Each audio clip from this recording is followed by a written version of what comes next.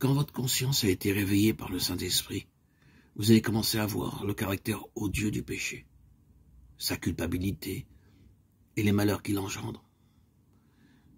Et vous ne le considérez plus qu'avec horreur. Vous sentez que le péché vous a séparé de Dieu, que vous êtes esclave de la puissance du mal. Plus vous vous débattez pour lui échapper, plus le sentiment de votre impuissance est vif. Vos mobiles sont impurs. Votre cœur est souillé. Vous voyez que votre vie a été remplie d'égoïsme et de péché. Vous soupirez après le pardon et la liberté. Être en règle avec Dieu, lui ressembler. Que faire pour y arriver? Ce qu'il vous faut, c'est la paix, c'est le pardon du ciel. C'est l'amour divin dans votre âme. Cette paix, l'argent ne saurait la procurer, l'intelligence ne saurait y conduire, la sagesse ne peut y atteindre. Jamais vous ne pourrez l'obtenir par vos efforts. Mais Dieu vous l'offre à titre de don, sans argent, sans rien payer. Ésaïe 55, 1. Elle vous appartient si vous voulez seulement étendre la main pour vous en saisir. L'Éternel dit, si vos péchés sont comme le cramoisi, ils deviendront blancs comme la neige.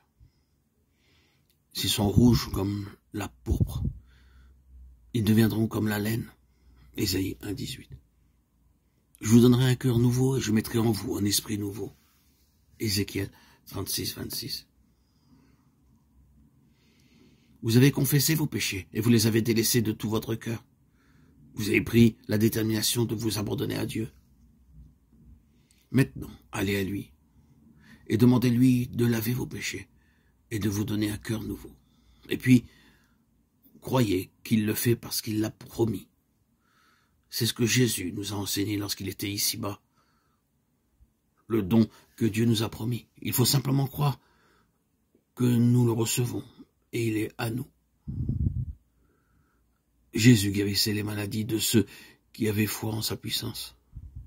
Il les secourait dans les choses visibles, afin de leur donner confiance en lui dans les choses invisibles, les amenant ainsi à croire qu'il a autorité pour pardonner les péchés. C'est là ce qu'il a déclaré en guérissant le paralytique, afin que vous sachiez que le Fils de l'homme a sur la terre le pouvoir de pardonner les péchés.